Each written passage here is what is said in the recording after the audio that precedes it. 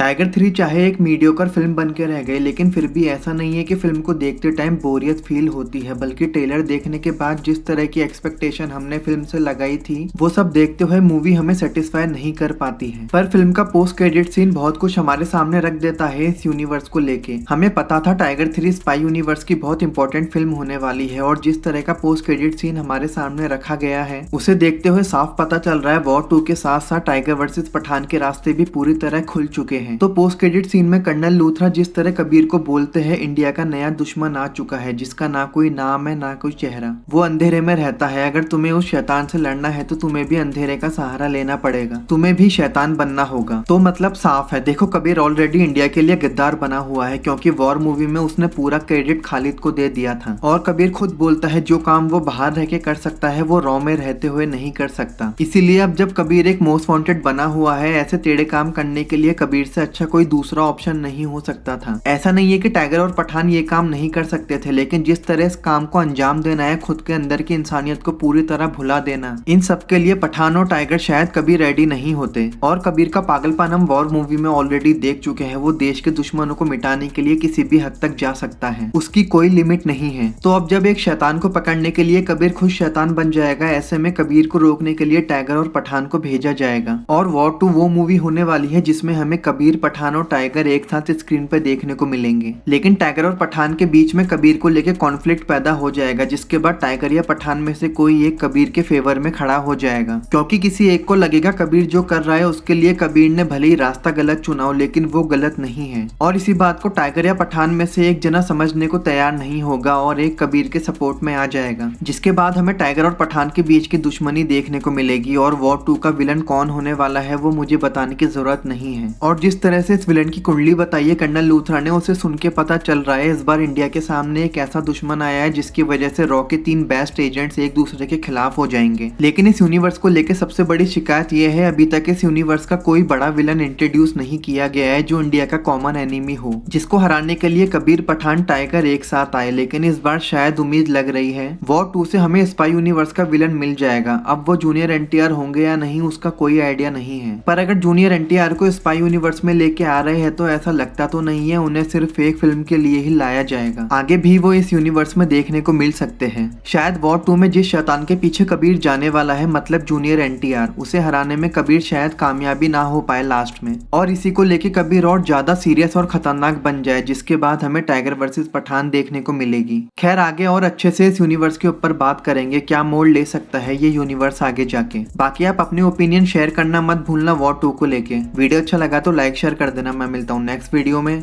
Bye.